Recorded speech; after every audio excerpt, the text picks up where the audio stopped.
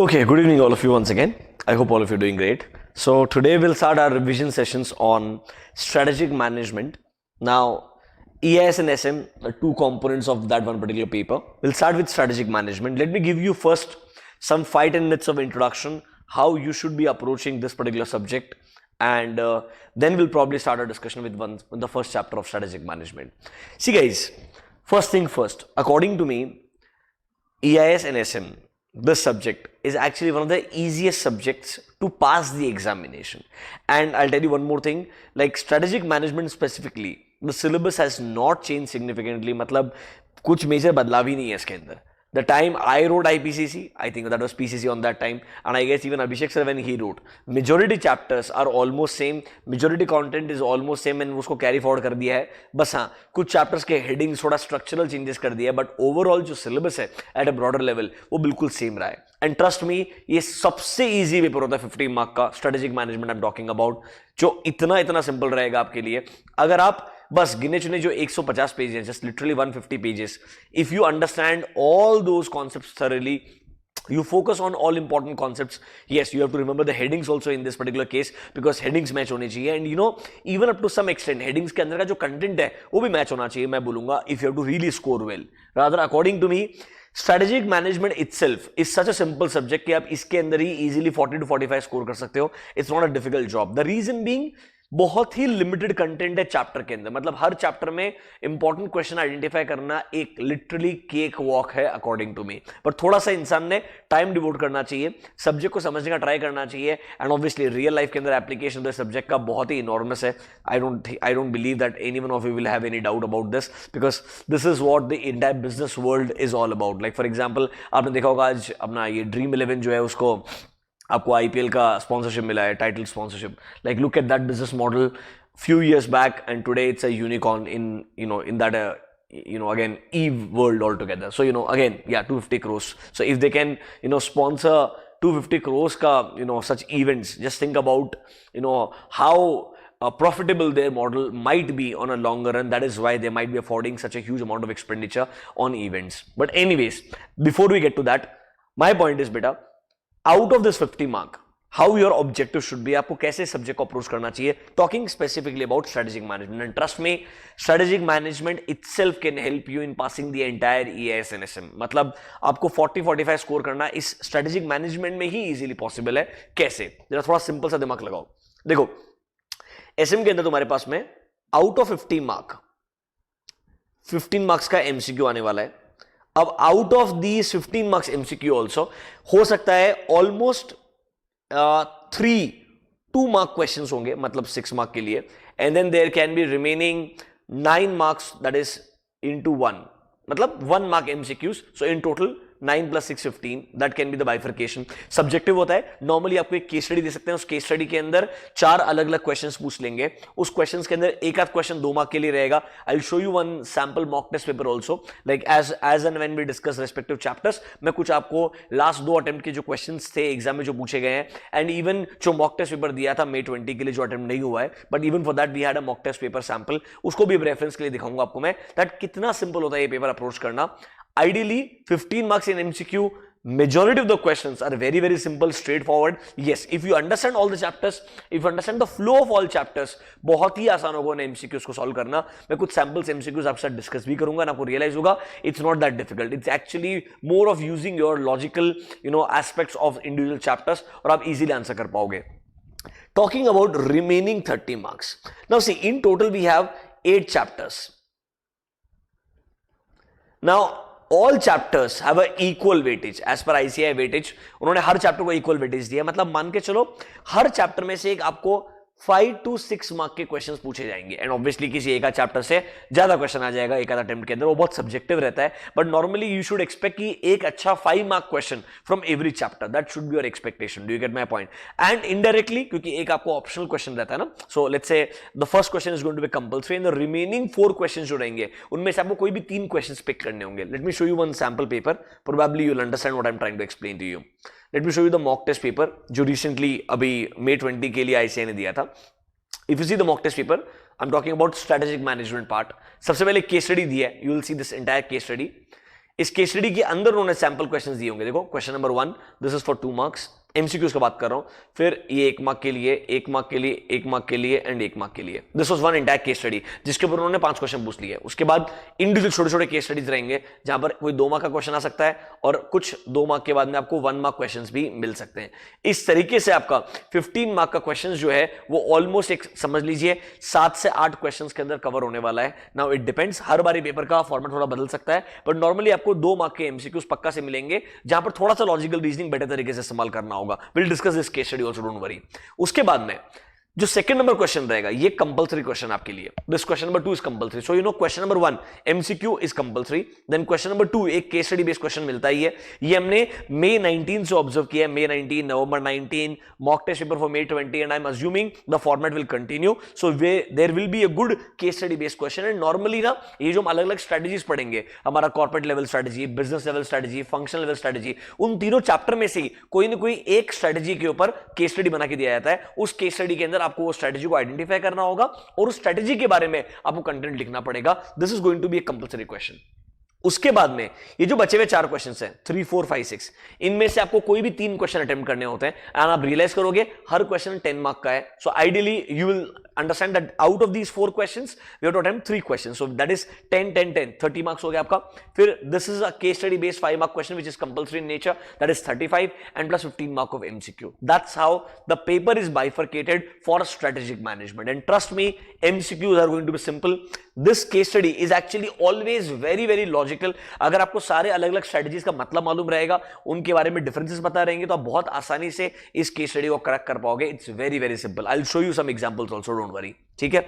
And talking about these remaining questions, you will understand that उन्होंने majority case में हर एक चैप्टर से एक एक इंपॉर्टेंट क्वेश्चन को पिक करने का ट्राई किया। Like I can prove it to you, majority chapters उन्होंने कभी कभी सीक्वेंस में, कभी कभी may not be in a sequence, but ideally her chapter से एक एक क्वेश्चन पिक करने का ट्राई करें, बिकॉज आप नोटिस करोगे there will be 2, 2, 2, 2, 8 questions. So I believe normally जो ट्रेंड रहता है कि आपको हर चैप्टर से एक एक 5 मार्क का क्वेश्चन पिक कर लिया, एंड इन जनरल एक 5 मार्क का केस स्टडी क्वेश्चन आ गया जो नॉर्मली कॉर्पोरेट स्ट्रेटजी या बिजनेस स्ट्रेटजी या फंक्शनल स्ट्रेटजी, इन तीनों में से किसी के ऊपर आता है। Most commonly corporate and business, that is more common in nature. I am talking about this compulsory case study based question, and MCQs obviously are general, they can come from any chapter. But आपको सही बता रहा हूं, ये बहुत simple paper होता है। This is the easiest paper.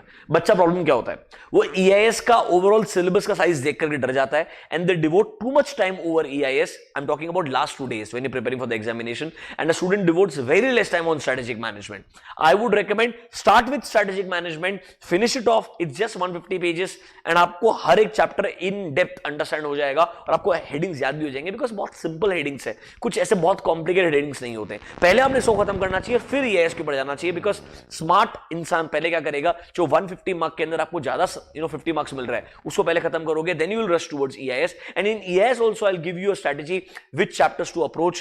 पहले चैप्टर 1 के ऊपर जाएंगे, फिर 2 के ऊपर जाएंगे, then may be towards chapter 4, then 5 and then chapter 3, because आप जितना ज्यादा पेजेस पढ़ोगे उतना आपके दिमाग के अंदर कचरा होते जाएगा। एक पॉइंट के बाद में आप सब कुछ तो याद कर नहीं पाओगे, थोड़ा स्मार्ट तरीके से आपको एक्ट करना पड़ेगा। इसीलिए जब हम स्ट्रेटेजी मैनेजमेंट शुरू कर रहे हैं, मैं आपको हर चैप्टर के अंदर से इंपॉर्टेंट कॉन्सेप्ट्स क्या क्या हैं वो निकाल करके बताऊंगा, कैसे क्वेश्चंस पूछे गए वो बताऊंगा, क्या क्वेश्चंस पूछे जा सकते हैं आने वाले अटेम्प्ट्स के अंदर वो भी हम डिस्कस करने का ट्राई करेंगे। बट थोड़ा सा ना इस सब्जेक्ट के अंदर अब आपको स्मार्ट तरीके से पढ़ाई करना पड़ेगा। Don't just think like a stupid person कि मेरे को सब याद करना है। सब कुछ याद करने के लिए जाएगा, कुछ नहीं होगा। पहले इंपॉर्टेंट आइडेंटिफाई कर, एक अप्रोच बना, स्ट्रेटेजी बना, और उसके बाद में उसको याद करने के ऊपर जा, तो शायद तेरे को लॉजिकली हेल्प मिलेगा।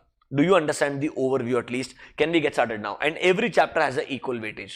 Are you comfortable with the introduction part? If yes, then we'll get started. Great. We'll start with chapter number 1. That is the easiest chapter. मतलब एकदम टाइम पास चैप्टर है, कुछ भी कॉम्प्लिकेटेड नहीं है चैप्टर के अंदर। Let's come to strategic management. Chapter number 1. This is basically introduction to strategic management. Now in this chapter I'll tell you the most commonly asked questions are around the strategic management word itself. The strategic management का मतलब क्या होता है? This used to be a 2 mark very common question, the definition of strategic management. Nowadays they have been asking limitations of strategic management, and I'm assuming in आने वाले next 2 attempts there will be a question on the importance of strategic management or advantages of strategic management. तो sir क्या specific questions हमको identify करने हैं और उन्हें कैसे आंसर करना है? Let's start with that. सबसे पहले काम करो, come to the concept of management. पहले तो मैनेजमेंट वर्ड का मतलब क्या होता है, पहले मैनेजमेंट वर्ड समझेंगे, फिर स्ट्रेटजी वर्ड समझेंगे, and then will go to the definition of strategic management. Let's start with the first word that is called as management. Now management is a very common term and you know majority of you would have heard of this word. Management word को आप दो अलग अलग तरीके से perceive कर सकते हो। एक साइड में अगर आप बोल सकते हो that management is that set of people in an organization, normally I am talking about those directors who are going to you know participate in day to day operations of a company, they are also called as management. तो management एक perception के हिसाब से वो top position hold करने वाले executives होते हैं, या वो लोग होते हैं जो लोग एक बिजनेस को डायरेक्शन देते हैं, सही तरीके से रन करते हैं, एडमिनिस्टर करते हैं, वो लोग मैनेजमेंट कहलाते हैं। That is one aspect. Second aspect जो मैनेजमेंट का है, लाइक फॉर एग्जांपल एक बिजनेस के अंदर आपको प्लानिंग करना होगा, रिसोर्सेज को ऑर्गेनाइज करना होगा, सही लोगों को स्टाफ करना होगा, उन्हें डायरेक्शंस देना होगा, फिर उनका काम कोऑर्डिनेट करते हुए उनको मॉनिटर भी करना होगा, इसको भी मैनेजमेंट बोलते हैं। So management also includes the aspect of you know making a plan for an organization, organizing all the required resources, then you know right you know staffing right people, that is getting right people for right job, then you know giving them directions, monitoring their work, ensuring good coordination ताकि एक business आराम से काम कर सकता है। इन दोनों चीजों को अलग अलग तरीके से मैनेजमेंट बोलते हैं, बट बॉटम लाइन एक बिजनेस को सही से रन करने के लिए हमको ओवरऑल मैनेजमेंट का जरूरत होता है। देखो The term management can be used in two senses.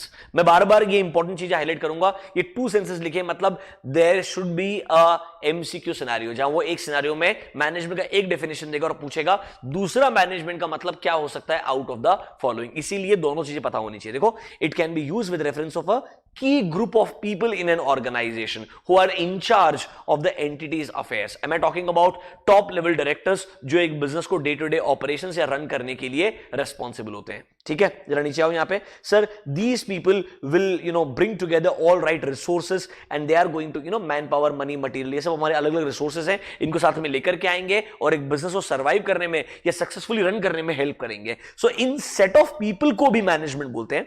दूसरा है management can also be used as a reference of set of interrelated functions. क्या क्या फंक्शंस है? The function of planning, that is making a plan of action for an organization, organizing, that is getting all the resources, directing, that means issuing directions to people, but for that you need to staff them also, and then after the directions you should monitor and control their work regularly कि वो लोग सही तरीके से काम कर रहे हैं या नहीं कर रहे। इस प्रोसेस को भी, इस सेट ऑफ इंटररिलेटेड एक्टिविटीज को भी मैनेजमेंट बोलते हैं। तो मैनेजमेंट का मतलब होता है to manage things and also the people who manages these things. So the term management can have two different aspects altogether. तो बहुत theoretical तरीके से उन्होंने दोनों aspects को लिखा है। मैं चाहूंगा एक बार आप इन दोनों चीजों को वापस से रीड कर लें। अगर MCQ में कोई भी इनमें से एक पार्ट दिया हुआ रहेगा तो दूसरा पार्ट आपको आइडेंटिफाई करना पड़ सकता है। That is how one MCQ can be framed. Spend 2 minutes, read both the two senses by which management word can be understood or interpreted. Spend 2 minutes quickly.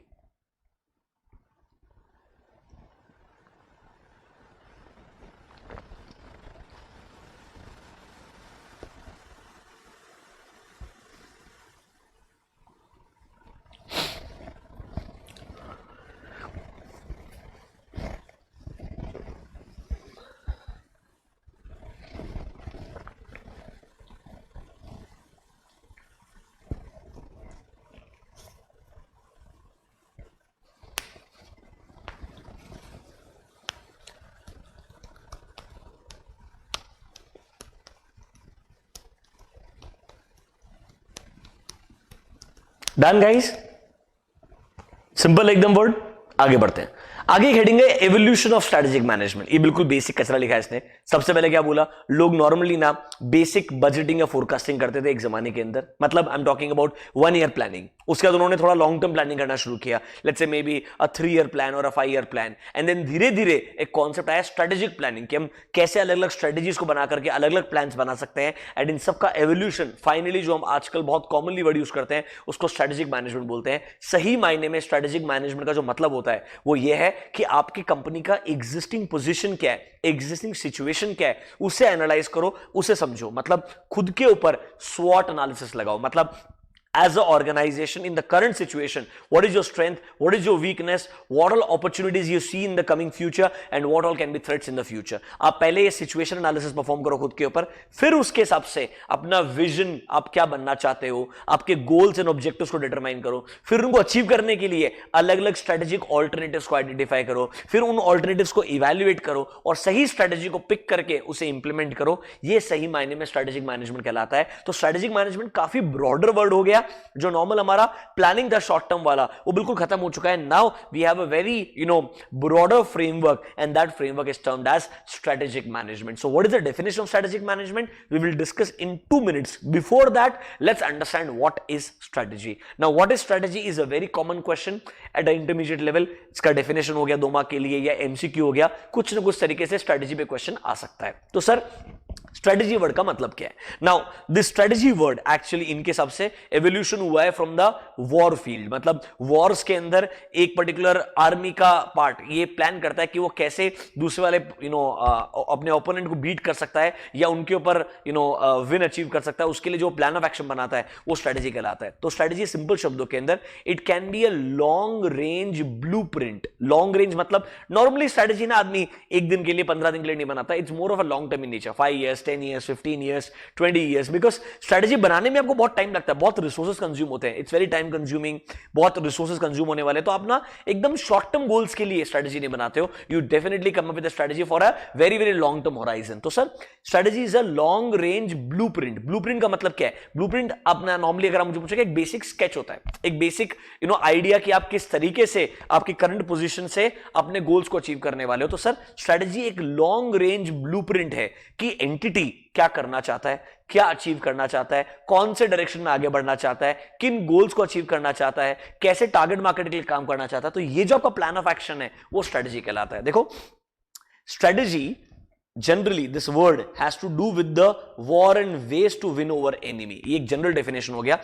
Actually definition है it is a long range blueprint of organization's desired image. मतलब एक organisation क्या reputation build करना चाहता है, किस direction में बढ़ना चाहता है, क्या डेस्टिनेशन को अचीव करना चाहता है, मतलब what it wants to be, what it wants to do and where it wants to go. इन सारे क्वेश्चंस का आंसर आपके लिए स्ट्रेटेजी होता है. नॉर्मली स्ट्रेटेजी वो एक लॉन्ग रेंज आपके लिए ब्लूप्रिंट है या प्लान ऑफ एक्शन है जो आपको हेल्प करेगा ये अचीव करने में कि एज अ ऑर्गेनाइजेशन आप क्या बनना चाहते हो, किस डायरेक्शन में जाना चाहते हो. ये सब कुछ आपको हेल्प करेगा the word strategy. So can I say strategy is also a game plan, जिससे एक मैनेजमेंट, जो मैनेजमेंट इस गेम प्लान को यूज करता है, जिससे वो मार्केट के अंदर अपने कंपनी का पोजीशन इंप्रूव कर पाएगा, एफिशिएंसी या इफेक्टिवनेस इंप्रूव कर पाएगा. मतलब जो भी बिजनेस के ऑब्जेक्टिव्स है उन ऑब्जेक्टिव्स को अचीव कर पाएगा. उनको अचीव करने के लिए जो गेम प्लान होता है, जो प्लान ऑफ एक्शन होता है, वो मेरे लिए स्ट्रेटेजी कहलाता है. तो ये बेसिक डेफिनेशन है.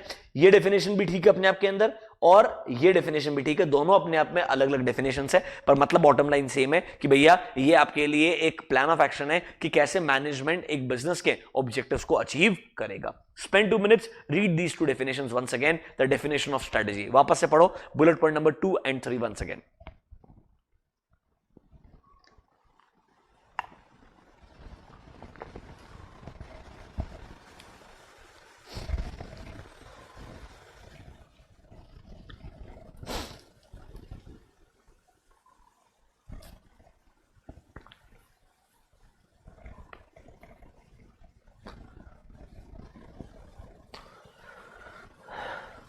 पढ़ा क्या?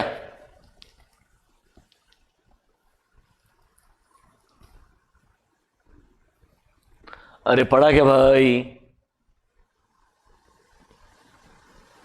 तो कैन वी से in simple terms strategy management को हेल्प करेगा टू आइडेंटिफाई गुड अपॉर्चुनिटीज जो फ्यूचर में आने वाले हैं ताकि उनको वो ग्रैब करके कैपिटलाइज कर सकते हैं एंड जो पॉसिबल थ्रेट्स हो सकते हैं उनसे अपने आप को कैसे डिफेंड कर सकते हैं, वार्ड ऑफ कर सकते हैं. इस चीज के लिए हमें स्ट्रेटेजी हेल्प करेगा. तो कहना है से strategy technically provides a framework top management को, ताकि वो इवैल्यूएट कर पाएगा एंड एक्सप्लॉइट कर पाएगा फ्यूचर में आने वाली अपॉर्चुनिटीज को, एंड जो आने वाले पोटेंशियल थ्रेट्स है उनको भी आसानी से आइडेंटिफाई करके अपने आप को डिफेंड कर पाएगा या वार्ड ऑफ कर पाएगा। इसके लिए हम स्ट्रेटेजी का हेल्प ले सकते हैं। तो you know that's why we have long term strategy, short term एक स्ट्रेटेजीज। तो लोग एक्सपेंशन करने के लिए जाते हैं, वो भी एक स्ट्रेटेजी है। स्टेबिलिटी अचीव करना चाहते हैं, वो भी एक स्ट्रेटेजी है। तो that is why corporate level के लिए, बिजनेस लेवल के लिए, फंक्शन लेवल के लिए हमारे पास अलग अलग स्ट्रेटेजीज होते हैं।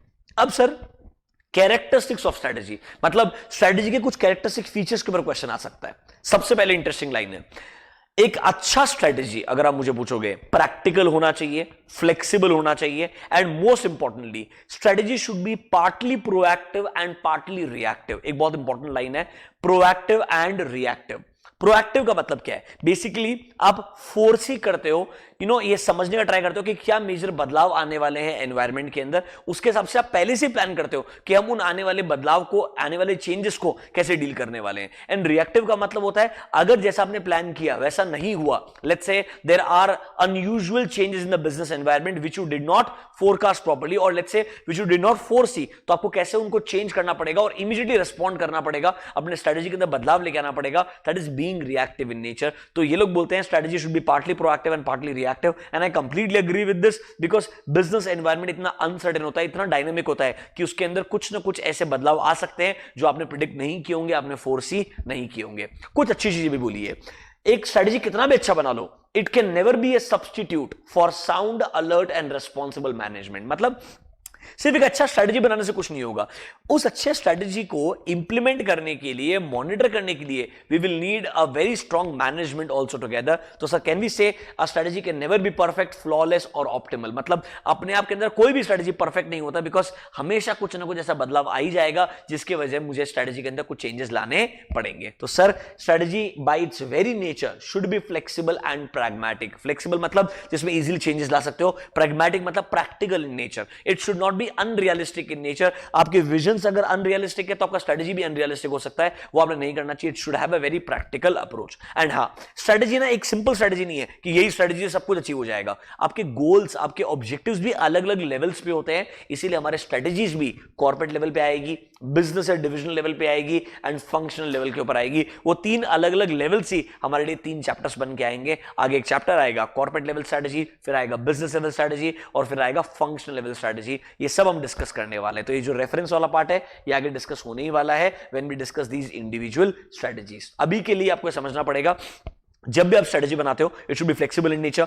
It should be proactive, and also keep in mind that सिर्फ अच्छा स्ट्रेटजी बनाने से कुछ नहीं होगा। You will need a strong management also to implement that strategy, only then you will be able to achieve the desired goals and objectives. This is the basic characteristics of strategy word. 2 minute spend करो, जो हमने strategy का definition पढ़ा and जो characteristic features को पढ़े उनको वापस एक बार रीड करो, फिर हम एक बार वापस से डिस्कस करेंगे what do you mean by the word partly proactive and partly reactive. इनको हम अलग से डिस्कस करेंगे। इनको छोड़ के एक बार जो अभी तक कैरेक्टरिस्टिक्स पढ़ा है स्ट्रेटजी का एंड जो स्ट्रेटजी के बारे में पढ़ा है उसको वापस रीड कीजिए। बहुत सिंपल सा कंटेंट है, बट यस एमसीक्यू के अंदर पूछ सकते हैं आपसे। I will show you one question also which was asked in the examination. तो yes, it's a very important area, there can be a question. Spend 5 minutes guys.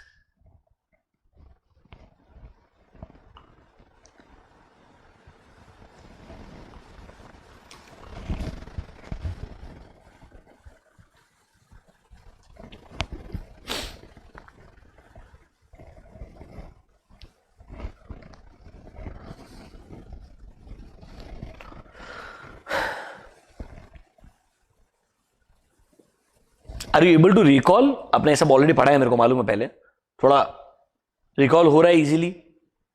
Are you able to remember these words once again?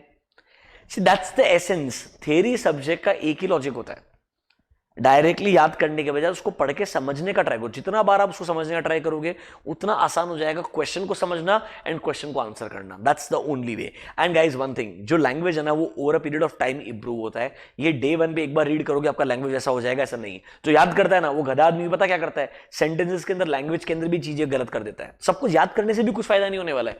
Language improve आपके दिमाग के अंदर तब होगा जब आपके दिमाग में चीजें क्लियर होती जाएगी, and that is going to require a process of reading this content again and again. More you read, better you understand. Every single time you read the same line, probably आपको थोड़ा एक better understanding ही मिलेगा। ये मेरा belief है जो मैंने इतने सालों से पढ़ाते हुए समझ में आया है मेरे को personally.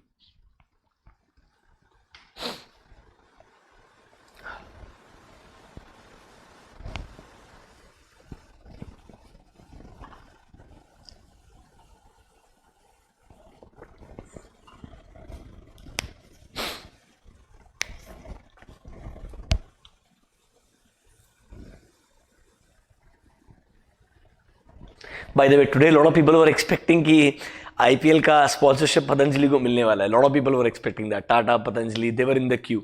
I think very rarely people expected कि ड्रीम 11 को मिलने वाला है, बिकॉज उनको लगा था कि 250 करोड़ देने का मतलब बिडिंग तो 200 करोड़ के ऊपर रहेगा, सबको मालूम था. तो people thought that may be for startups it may not be possible, it may not be suitable. So it's more of a shocker. Sometimes you realize that आप कुछ बिजनेसेस को सही से प्रिडिक्ट नहीं कर सकते. And I tell you once again, I don't like the concept Dream 11. It's pure gambling according to me. आप वैसे इलीगल कर चुके हो गैम्बलिंग को इन आवर कंट्री, बट आप ऑनलाइन एप्स के थ्रू गैम्बलिंग को प्रमोट कर रहे हो इन सम और the other way. So according to me वो गलत भी है, रादर हिपोक्रेसी है अकॉर्डिंग टू मी. मतलब there are strong people backing such organization. I don't want to give you names, but I'm sure you will find out that who are actually backing this organization, and that is why they're actually able to get more money and float very easily in this country.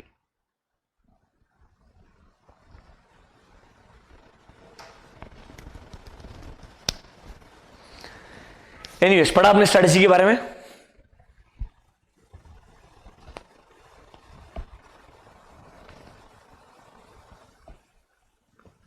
चलो एक interesting चीज बोलता हूं, जब आपको time मिलेगा read about this. Tata consumers. Do you know the company Tata consumer?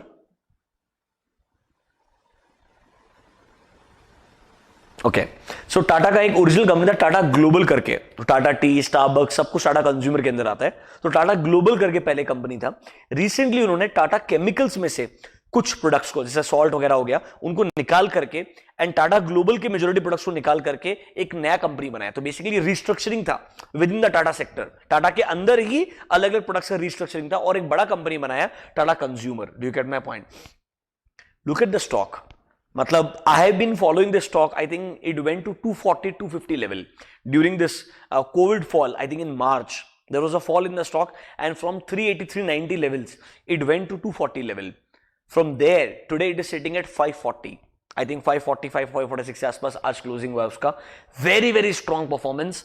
And उनका एक स्ट्रेटेजी है, मतलब उनके ना आज तक जो डीलर्स होते हैं हमारे कंट्री के अंदर, टाटा टी वगैरह के जो डीलरशिप्स होते हैं, अब वो क्या कर रहे हैं, उन नंबर ऑफ डीलर्स को खत्म करने का ट्राई कर रहे हैं एंड डायरेक्टली सप्लाई चेन के अंदर खुद ही आगे जा रहे हैं, ताकि वो चाहते हैं डायरेक्टली पूरा एफएमसीजी का नया सप्लाई चेन क्रिएट कर रहे हैं पूरा का पूरा, where they want lot of middle man, उनको अवॉइड करना, खत्म करना धीरे धीरे एंड डायरेक्ट कस्टमर तक रीच लेकर के आना. They actually want to become a strong FMCG company. That's true sense of FMCG. Tata के पास में कोई भी एफएमसीजी नहीं है ट्रू सेंस के अंदर. And people have understood one thing during this कोविड-19 that there are some sectors जहां पर आपको 100% फ्यूचर में ग्रोथ मिलते रहेगा एंड इन डिफिकल्ट टाइम्स अच्छा ग्रोथ देखने को मिलेगा. FMCG is one of those sectors जहां आईटीसी ऑब्वियसली बहुत साल से काम कर रहा है. Then you have HUL, then you have Britannia, तो रादर मारिको भी है तुम्हारे पास में. But this Tata consumer was a dark horse. मतलब लोगों ने उसको ऐसा तरीके से फोर्स ही नहीं किया था in a very short span of time. And I believe if their plan of action works, they'll become a very very strong FMCG sector. The stock is extremely at a premium value right now. Don't try to buy it according to me. It can hit 600 also, which is quite possible, but it is extremely premium right now. It's trading at 540 545 rupees, which is very very strong comparatively. It's almost doubled and tripled in almost last 2 to 3 years approximately. So anyways come back. Strategy के बारे में बात करते हैं. Partly proactive and partly reactive. देखो simple सा मतलब है. देखो प्रोएक्टिव का मतलब क्या है, आप पहले से फोर्स ही करते हो कि फ्यूचर में क्या चेंजेस आएंगे आपके बिजनेस एनवायरनमेंट के अंदर, ताकि उसके लिए आप प्रिपेयर्ड रहो as a company. That is partly proactive.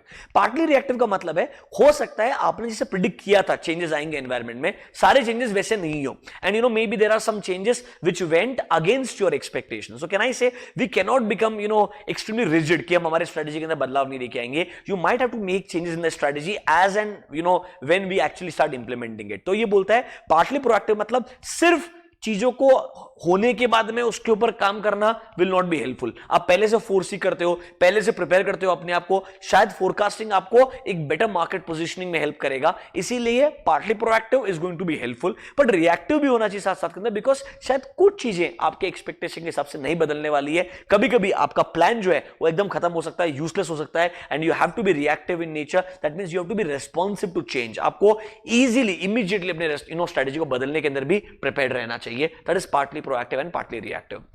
Problem क्या है, समझना आसान है, लिखना मुश्किल है। तो देखो थोड़ा लैंग्वेज ना ट्रिकी है इसका, पहले बेसिक मतलब समझो। देखो a company strategy is typically a blend मतलब combination of proactive actions and reactions. So proactive action मतलब क्या है? Proactive actions on part of manager to improve the markets, companies market position and financial performance. Obviously अब proactive मतलब चाहते क्या achieve करना, कि आपका कंपनी का ओवरऑल मार्केट में रेपुटेशन इंप्रूव हो, कॉम्पिटेटिव एडवांटेज आपको मिले, एंड ओवरऑल आपका फाइनेंशियल परफॉर्मेंस इंप्रूव होना चाहिए।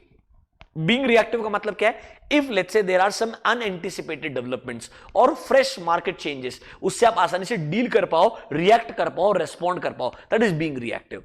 अब देखो एग्जाम में आपको लिखना क्या पड़ेगा, जो इधर लिखा है ना ऑलमोस्ट उसके करीब लिखना पड़ेगा। तो इन्होंने प्रोएक्टिव के लिए क्या लिखा है, ढंग से सुनना।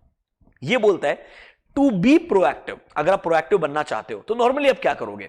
नॉर्मली आप ना पहले समझना चाहोगे कि फ्यूचर में क्या क्या बदलाव आने वाले हैं। फिर आप सोचोगे क्या ऐसे बदलाव सेम कंपनी ने पहले भी कभी अपने पास्ट के अंदर फेस किए होंगे, उन्होंने उन चेंजेस से डील करने के लिए किस तरीके से रिएक्ट किया था। तो आपका जो फ्यूचर का डिसीजन मेकिंग है वो हमेशा आपके पास्ट के एक्सपीरियंस पे डिपेंडेंट होता है। तो पहले एकदम नेचुरल बिहेवियर है that before you make any strategy you always think about your previous experience or historical experience, and that is why most of your proactive decisions are also going to come from your past experiences कि normally ऐसे scenarios में क्या बदलाव आए, आपने कैसे react किया, क्या positive हुआ क्या negative हुआ, इस तरीके से आप अपने proactive actions बनाते हो। देखो the biggest portion of company's current strategy कहां से फ्लो होता है? It flows from previously initiated actions and business approaches. मतलब पहले आपने क्या बिजनेस अप्रोचेस या एक्शंस को इनिशिएट किए थे जो आपके लिए अच्छे से काम किए, एंड शायद उनके साथ साथ में कुछ नए इनिशिएटिव्स भी आप लॉन्च करोगे ताकि आप कंपनी के करंट पोजीशन को ओवरऑल एनहांस कर सकते हो, इंप्रूव कर सकते हो। But yes remember, to be proactive you have to always keep in mind the historical aspect. It may not work in case of all businesses but theoretically I do agree with them in case of conventional businesses historical experience plays a very important role। दूसरा चीज reactive actions. Now this is what when दे से आपने एक strategy को plan out किया, implement किया, and when you go in the future, like let's say when you start coming across those changes and you'll realize कुछ ऐसे unanticipated changes हो सकते हैं। like for example I think this COVID was taken very lightly by a lot of countries across the world, including US, including India, at initial stages, while it was little alarming reading the certain news reports, but still even WHO took it very very lightly in the initial stages. So sometimes your forecast may not be appropriate. Rather I'll tell you what, in March April when I read BCG McKinsey made a forecast that how it will pan out in our country, and they predicted that lockdowns will not be over completely till August end, and we all thought it's practically impossible because we had never experienced the concept of lockdown really in real terms. So I'm trying to say sometimes we actually don't believe in rationality when it comes to a lot of forecasting, because आपको लगता है यार ऐसा हो ही नहीं सकता, practically ऐसा possible नहीं है। Do you get my point? So that is when your unanticipated changes can actually impact your existing strategy and you might have to be reactive in nature immediately। देखो there are chances that things that happen cannot be fully anticipated, and when market and competitive conditions takes an unexpected turn and some aspects of existing strategy hits a stone wall, मतलब खत्म हो जाता हमारा strategy, तो sir आपको reactive होने के लिए strategic reaction या adjustment के लिए prepared रहना चाहिए। This is the second aspect and I believe it is equally important। That is why they say a strategy should always be a combination of partly proactive and partly reactive. It should be flexible in nature, it should be pragmatic, it should be practical in approach. That is when only it is possible कि एक strategy शायद आपको आपके goals तक लेके जाएगा। Spend 2 minutes, read this proactive and reactive part once again। उन्होंने किस तरीके से लिखा आंसर मैंने आपको समझाया। जरूरी नहीं है आंसर ऐसा ही होना चाहिए रियल लाइफ में, बट थियोरेटिकली आपके बुक्स के हिसाब से आपको आंसर यही लिखना पड़ेगा, इसी तरीके से लिखना पड़ेगा, कोई और ऑप्शन नहीं है। फटाफट से स्पेंड करो 2 minutes।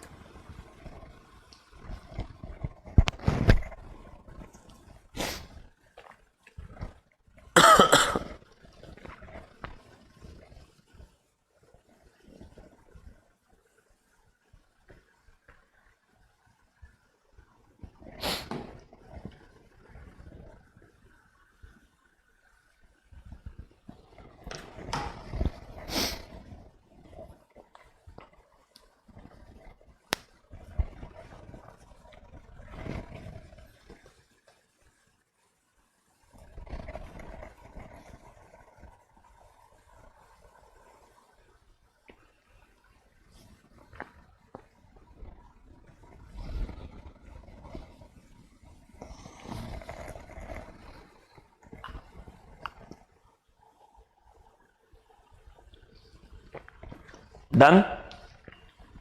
देखो कुछ कुछ एरियाज में लैंग्वेज ट्रिकी है। अब आपका what is your duty according to मी?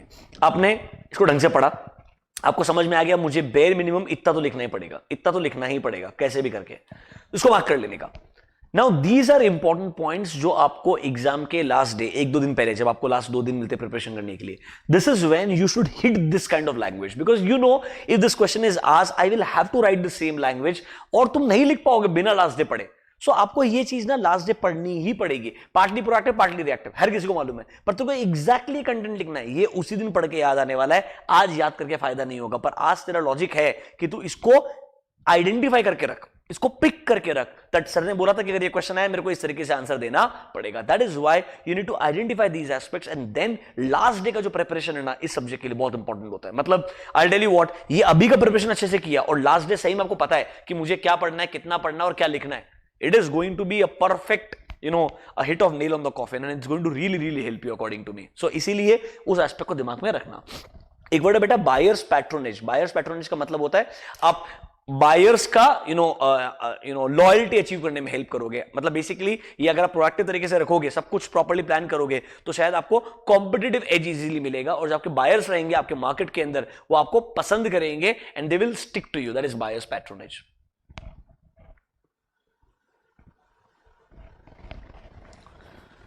ठीक है, आगे बढ़े। Let's go to the most important concept, what is strategic management. देखो सबसे कॉमन चांसेस है कि स्ट्रेटेजी वर्ड के ऊपर सिर्फ एमसीक्यू आ जाए, ये ऐसा हुआ है बहुत बार और ऐसा होता। स्ट्रेटेजिक मैनेजमेंट में ना बेटा इस सब्जेक्ट का एक सबसे इंटरेस्टिंग चीज ये भी है, मेजोरिटी क्वेश्चंस रिपीट होते हैं। एमसीक्यू में शायद सेम क्वेश्चंस रिपीट ना हो, बट जो 5 मार्क क्वेश्चंस है मैं आपको बता रहा हूं कि मैं एक पेपर पे लिस्ट बना के दे सकता हूं कि इस चैप्टर से ये कॉमन क्वेश्चंस है। 100% आपको बोलता हूं that out of may be 8 of those questions, जो 5 मार्क के लिए 8 क्वेश्चन देते हैं, आउट ऑफ दोस 8 5 या 6 तो 100% उस लिस्ट में से ही मिलेंगे, because it's a very common trend, they keep asking the same questions again again, because है ही 150 पेजेस।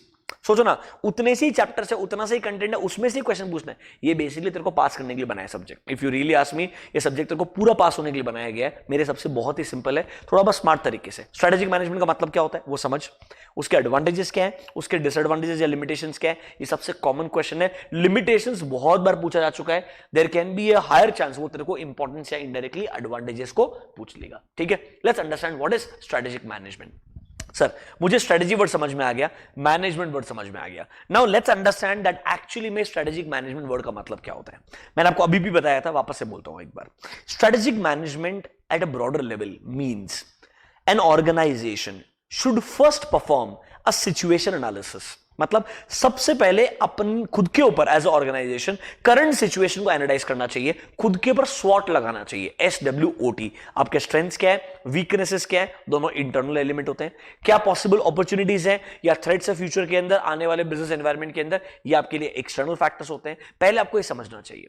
फिर आपको समझना चाहिए that as a company keeping in mind your strengths and weaknesses, what can be your goals and objectives. या मतलब आपका vision क्या हो सकता है, आप क्या अचीव कर सकते हो रियलिस्टिकली आने वाले 10 साल के अंदर, 15 साल के अंदर। लाइक फॉर एग्जांपल आईटीसी एक स्ट्रॉन्ग FMCG बनना चाहता है, उसको लगता है जो टोबैको पे उसका डिपेंडेंसी है उसे रिड्यूस किया जाए, ताकि ओवरऑल उसका एक बिजनेस और स्ट्रॉन्ग और लॉयल बन सकता है towards their stakeholders. So I'm just trying to say, आपके विजन को हमेशा दिमाग रखना चाहिए, that vision has to be made depending upon your SWOT analysis. Your vision cannot be unrealistic in nature. You should know your strengths and weaknesses really well. You should know opportunities in the industry. You should know threats in the industry, and then only you can come up with a vision. And vision आपका बहुत long term होता है, उसको achieve करने के लिए आपके short term goals and objectives बनने वाले हैं. That means your short term objectives can be 1 year plans, 3 year plans, 5 year plans, जो आपको eventually आपके विजन को अचीव करने में हेल्प करेंगे। तो अगर आप मुझे पूछोगे स्ट्रेटेजिक मैनेजमेंट का शुरुआत रहेगा, सबसे पहले आप करंट सिचुएशन का उसको एनालाइज करो, यहां से अपना गोल्स, ऑब्जेक्टिव्स एंड विजन को सेट करो। फिर सही अलग अलग और बहुत सारे अलग अलग स्ट्रेटजीज रहेंगे जिनको आप अप्लाई करके अपने विजन को अचीव कर सकते हो। उन स्ट्रेटजीज को आइडेंटिफाई करके उनमें से सही स्ट्रेटजी को पिक करो, फिर उस स्ट्रेटजी को आप इंप्लीमेंट करो। और ध्यान रखना, परफेक्ट स्ट्रेटजी एक बार में नहीं बनता है, इंप्लीमेंट करने के बाद में रेगुलरली मॉनिटर करना पड़ेगा एंड शायद कुछ चेंजेस या एडजस्टमेंट्स करने पड़ेंगे आपको स्ट्रेटजी के अंदर, ताकि आप अपने गोल्स को, अपने ऑब्जेक्टिव्स को, अपने विजन को अचीव कर पाओ। ये प्रोसेस, ये पूरा फ्रेमवर्क स्ट्रेटेजिक मैनेजमेंट कहलाता है। देखो Strategic management refers to, it's a managerial process, sir, of what, sir?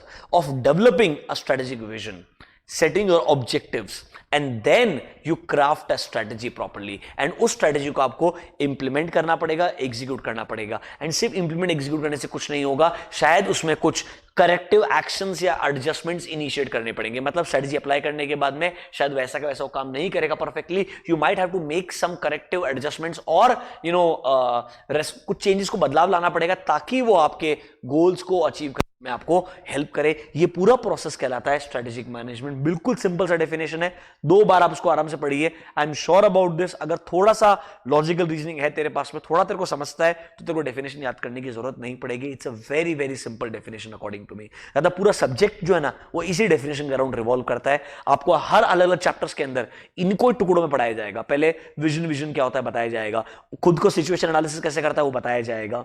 जो बीसीजी आएगा ना सब कुछ, वो सिचुएशन एनालिसिस करने के लिए. फिर विजन क्या होता है, मिशन क्या होता है, गोल्स और ऑब्जेक्टिव्स क्या होता है वो पढ़ाया जाएगा. फिर अलग अलग स्ट्रेटेजिक ऑल्टरनेटिव्स पढ़ाए जाएंगे. फिर कैसे चूज करोगे वो बताया जाएगा. फिर उसको इंप्लीमेंट करने के लिए कैसे लीडर्स चाहिए और फिर उसको कैसे इवैल्यूएट करना चाहिए. यही आपको आने वाले सारे चैप्टर्स के अंदर पढ़ाया जाएगा. Spend 2 minutes, read the definition once again. I'm sure it's going to be a cakewalk for you guys.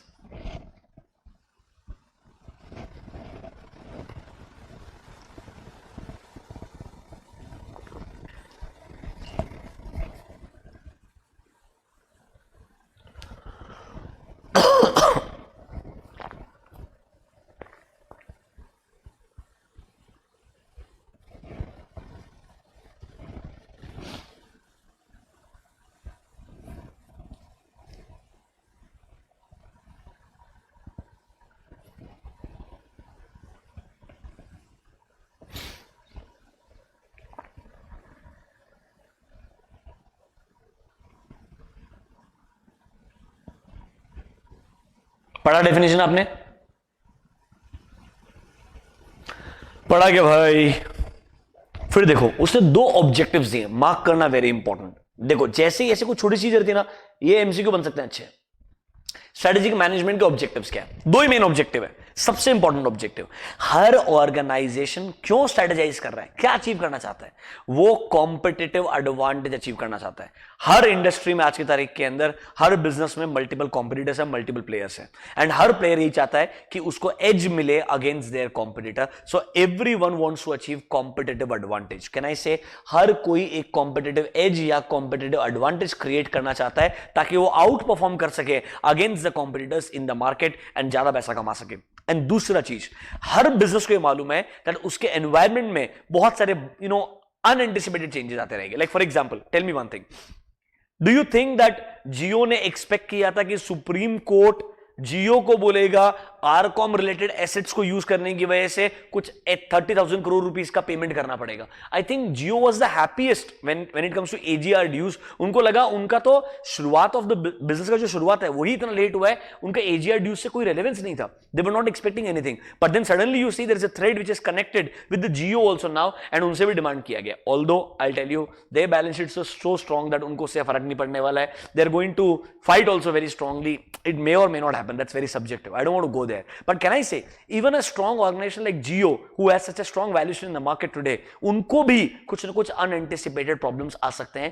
That is something you cannot predict in real world. मतलब ये बहुत common चीजें हैं कि शायद कुछ ना कुछ unanticipated चीजें हो सकती है. उनसे कैसे डील करोगे, इसमें आपको strategic management हेल्प करता है. देखो, it guides the company successfully through all unanticipated changes in the business environment. यही ऑब्जेक्टिव है स्ट्रेटेजिक मैनेजमेंट का, बिकॉज स्ट्रेटेजिक मैनेजमेंट इतना ब्रॉडर फ्रेमवर्क है, वो चीजों को फोरकास्ट करेगा, रेस्पॉन्सिव बनाएगा, लोगों को इस तरीके से हायर करेगा, मेंटली प्रिपेयर्ड रखेगा कि आप इन चीजों से आराम से डील कर सकते हो. तो दो सिंपल एडवांटेजेस या 2 सिंपल ऑब्जेक्टिव्स रादर. एक है कॉम्पिटिटिव एडवांटेज या एज अचीव करना, एंड दूसरा सर आने वाले एनवायरमेंट में जो चेंजेस है, बिजनेस एनवायरमेंट में जो चेंजेस आने वाले हैं उनसे बेटर तरीके से डील कर पाओगे. ये आपको स्ट्रेटेजिक मैनेजमेंट अचीव करने में हेल्प करेगा. ये 2 कोर ऑब्जेक्टिव्स आपके to implement a good or associate yourself as a company with a strong strategic management. Do you understand the main objective of strategic management?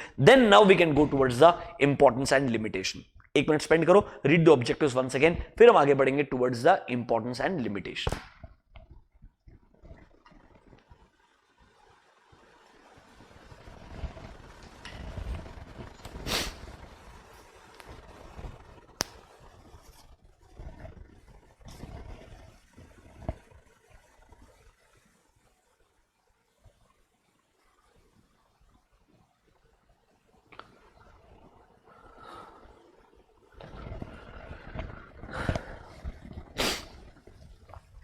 Done. देखो एक interesting line लिखी है, according to Mister Peter Drucker who is the father of business apparently, strategic management is not a box of tricks and और bundle of techniques. मतलब ये वो trial and error method नहीं है स्ट्रेटेजिक मैनेजमेंट, ये try करके देखते क्या होता है। That is not strategic management. Is strategic management is more of analytical thinking. मतलब पहले आप चीजों को एनालाइज करोगे, सोचोगे रियलिस्टिकली क्या पॉसिबल है, फिर once you make a decision you are going to commit huge amount of resources to a particular strategy. तो आप अपना डिसीजन लेते हो एक्सपेंशन के लिए जाने का, तब आप बहुत पैसा खर्च करोगे एक्सपेंशन के लिए, या आप बोल रहे हो देखो लेट्स से डाइवेस्टमेंट करने का है या indirectly let's say turn around करने का है, you are committing a huge amount of resources to action. So it's a very well thought logical decision. It's not just a trial and error method. So it's very logically put across that it is an analytical thinking and commitment of resources to action. It is not just a box of tricks or bundle of techniques जहां पर आप trial and error method खेल रहे हो। बिल्कुल सही बोला है, strategic management बहुत logical approach होता है। Now what are the advantages or importance of strategic management? According to me ये सबसे इंपॉर्टेंट है एग्जाम के लिए, बिकॉज लिमिटेशंस पे क्वेश्चन आ चुका है, इंपॉर्टेंस पे रिसेंटली क्वेश्चन नहीं पूछा गया है, वो आपको केस स्टडी बोल करके भी ऐसा क्वेश्चन पूछ सकता है। ठीक है, just give me 1 minute guys, just 1 minute guys. Okay, so let's talk about the importance of strategic management. A very common question according to me from exam point of view. So चाहे वो case study बना के पूछेगा but फिर भी इस पे question पूछ सकता है। तो क्या एडवांटेज है या क्या इंपॉर्टेंस है स्ट्रेटेजिक मैनेजमेंट का? सबसे इंपॉर्टेंट एडवांटेज कैन आई से, स्ट्रेटेजिक मैनेजमेंट एक ऑर्गेनाइजेशन को सही पाथ को आइडेंटिफाई करने में हेल्प करता है। मतलब अगर आप पहले से फ्यूचर के बारे में फोरकास्टिंग करोगे तो क्या अपॉर्चुनिटीज आने वाले हैं उनके बारे में सोचोगे, एंड इवेंचुअली शायद उन अपॉर्चुनिटीज को आप टाइमली ग्रैब कर पाओगे एंड आप कैपिटलाइज कर पाओगे। तो it actually acts as a path finder. At the same time आप उन थ्रेड्स को भी आइडेंटिफाई करने का ट्राई करोगे, क्या गलती आप कर सकते हो, किन पिटफॉल्स में आप गिर सकते हो, या आपने पहले गलतियां क्या की है। तो बेसिकली दोनों एस्पेक्ट्स हैं, पाथ फाइंड करने में हेल्प करेगा, मतलब सही अपॉर्चुनिटीज को आइडेंटिफाई करके कैपिटलाइज करने में हेल्प करेगा, एंड सर आपको वो डिफेंड करने में भी हेल्प करेगा। मतलब आने वाले थ्रेड से या आपकी जो पुरानी गलती है उनको रिपीट नहीं करना है, इसके लिए भी स्ट्रेटेजिक मैनेजमेंट आपके लिए हेल्पफुल रहेगा। तो देखो, number 1, it can act as a path finder. ये हेडिंग्स मैंने बना के दिए हैं, नॉर्मली आपके सिलेबस में सिर्फ कंटेंट डायरेक्टली लिखा हुआ है। I have identified right words and I have created headings. आप ये हेडिंग्स को यूज कर सकते हो एग्जाम के अंदर, इट विल बी हेल्पफुल। देखो, strategic management is concern with insuring a good future for the firm. इससे आप क्या कर पाओगे sir, it acts as a path finder to various businesses. कैसे? To identify the right opportunities. आप सही opportunities को आइडेंटिफाई करोगे और उनको कैसे कैपिटलाइज कर सकते हो इसके बारे में आप सोचोगे। See, I tell you the biggest problem with maximum businesses is, जो बिजनेस कन्वेंशनल तरीके से चल रहा है ना, वो अच्छा काम कर रहा है, बट जब तक आप बैठ के प्रोएक्टिवली सोचोगे नहीं कि क्या अपॉर्चुनिटी हो सकता है, तब तक आप उस अपॉर्चुनिटी को आइडेंटिफाई नहीं कर पाओगे। So sometimes you have to create opportunities in the market if you are a strong player, और you have to identify right opportunities. And there is one more mistake. There are some organizations who want to grab every opportunity. Even that is not good. So sometimes having the expertise in some niche area can also be very helpful. तो आपने उस तरीके से, proper तरीके से as a path finder आपको strategic management help करेगा। और दूसरा है, it will help you in creating a corporate defense. मतलब एक प्रॉपर प्लान डिफेंस बन पाएगा। मतलब sir, it will serve as a defense mechanism against all the mistakes and pitfalls, rather आने वाले थ्रेट से भी आपको डिफेंड करने में हेल्प करेगा। तो ये दो एडवांटेजेस तो लॉजिकल है सर। ये सर हमको as a path finder act करेगा, मतलब अपॉर्चुनिटीज को आइडेंटिफाई करके एक फर्म को सक्सेसफुली आगे बढ़ाने में हेल्प करेगा। Sir, it will also help you in creating a good defence mechanism, ताकि आप गलतियों को करने से, रिपीट करने से रोकेंगे या आने वाले थ्रेट्स को आसानी से डिफेंड कर पाएंगे। क्या ये दोनों इंपॉर्टेंस लॉजिकल लगते हैं क्या? देखो, आपको clearly out of all this you have to remember only 4 और 5. So these two are related to opportunities and threats. Remember, उनसे कनेक्टेड उन्होंने 2 पॉइंट बना करके दे दिए। क्या ये दोनों पॉइंट क्लियर है क्या? स्पेंड 2 मिनट्स, वापस से इन दोनों पॉइंट को पढ़ो। Acts as a corporate defence and path finder, इन दोनों पॉइंट को पहले पढ़ो फटाफट से, जल्दी। अंदर का कंटेंट पढ़ो, मैं तुमको बोल रहा हूं। सिर्फ हेडिंग से भी कुछ नहीं होगा बेटा। देखो, सिर्फ 150 पेजेस है बेटा। देख, आर्ग्यू करेगा सर, मेरे को याद करने की जरूरत क्या है? आर्ग्यू करेगा तो कुछ फायदा नहीं होने वाला है, समझ रहा है मेरा बात? तो ज्यादा होशियारी करेगा, my language is very good, I know how to write, that is also going to get you in trouble, because trust me, the examiner is going to evaluate purely on the basis of ICM module का content. ये match होता है क्या? इसीलिए पढ़ ले, simple सा language है, टाइम इन्वेस्ट कर ले, थोड़ा मेहनत कर ले, आर्ग्यू मत कर यहां पे, समझ रहा है मेरा बात? That is not going to help you. ठीक है, और सब कुछ गलत भी नहीं है, I tell you honestly, majority चीजें सब्जेक्ट में ठीक लिखी गई है, गलत नहीं है पूरी। हाँ, कहीं कहीं लैंग्वेज गलत तरीके से कॉपी पेस्ट हो गया है, मैं ये मानता हूं। There are certain places like proactive reactive का शायद कंटेंट बेटर हो सकता था, but it's okay, you have to understand that this is how it is.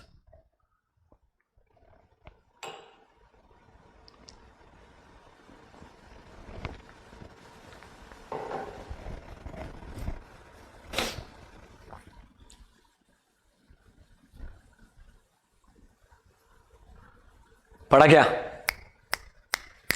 आगे बढ़े? यस और no? Let's go to the first importance now. वो आपका कैरेक्टरिस्टिक फीचर से आ गया, देखो, प्रोएक्टिव इंस्टेड ऑफ रिएक्टिव। अब थोड़ा सा कॉन्ट्राडिक्टरी, तुम बोलोगे सो स्ट्रेटेजी तो बोला था पार्टली प्रोएक्टिव पार्टली रिएक्टिव। यह लिखने का मतलब क्या है?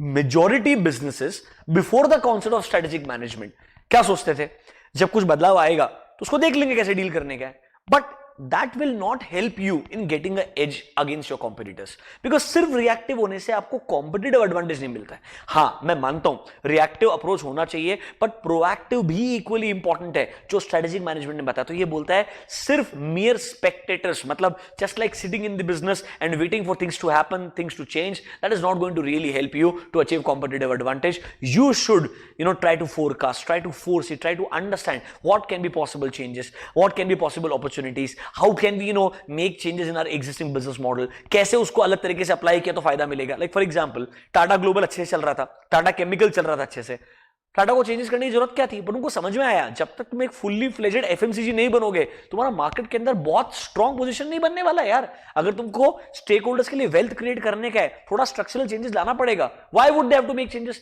दे did not buy anyone, they made structural changes within their group all together. That is why strategizing is all about. It requires lot of resources, lot of time. It's not a easy job, but trust me, when you have ample resources, right set of minds at the top level can actually help you in making the best out of those resources, and that is the job of strategists across the organizations. तो देखो, strategic management help करेगा for an organization to be more proactive instead of only reactive in shaping its future. मतलब शायद आप क्या कर पाओगे, analyse कर पाओगे चीजों को, एक्शंस ले पाओगे rather than just sitting like mere spectators.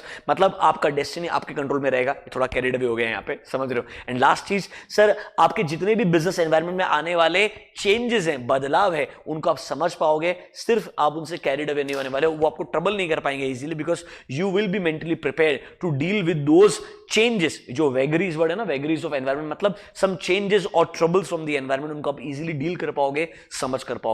So it will really help you in becoming a more proactive organization and basically creating a better competitive advantage than the normal situation. So this is your advantage number 3 or importance number 3. तो देखो, एक pathfinder हो गया, दूसरा corporate defense, आपको mistakes या pitfall से बचाएगा। फिर सर, ये आपको proactive बनाएगा, सिर्फ reactive नहीं रहोगे। So proactive instead of reactive is the heading. That means you're not just reactive, you are proactive as well in strategic management. तो can I say indirectly, कोई भी डिसीजन लेने के लिए स्ट्रेटेजिक मैनेजमेंट मेरे को एक अच्छा फ्रेमवर्क दे रहा है। फ्रेमवर्क दे रहा है मतलब एक प्रॉपर प्रोसेस बना रहा है। ऐसा नहीं बोल रहा है ये प्रॉब्लम है, सॉल्यूशन ढूंढ, ऐसा नहीं। ये आपको समझेगा पहले आपका करंट पोजीशन क्या है, क्या आपको लगता है आपके स्ट्रेंथ्स ऐसे हैं जो आप अपॉर्चुनिटी को ग्रैब कर पाओगे। फिर वो बोलेगा क्या क्या स्ट्रेटेजिक ऑल्टरनेटिव्स है, सही ऑल्टरनेटिव क्या रहेगा। तो बेसिकली ये प्रॉपर एक फ्रेमवर्क बनाएगा जिससे आप सही डिसीजन ले पाओगे आसानी से। रिमेंबर दैट आपके पास इतने इंफॉर्मेशन, इतना कंटेंट हो सकता है कि एक इंसान शायद बैठ के आसानी से डिसीजन नहीं ले पाएगा until and unless it is properly disaggregated, it is properly designed। एक अच्छा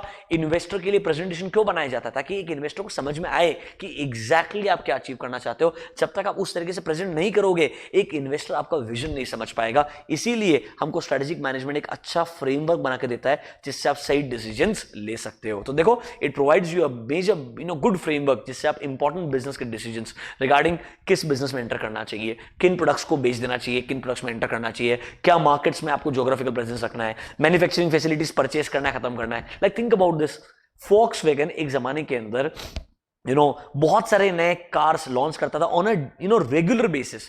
Now after that scam of I think if I'm not wrong, उनका जो इंजन का कैटेगरी था, जो इमिशंस था, that was way beyond the standard which was expected. And एक experiment किया था some college student, and then they realize that the standards of the engine emissions are not met as per the desired standards, and it was a $1 billion fraud. और उनको $1 billion penalty लगाया था significantly.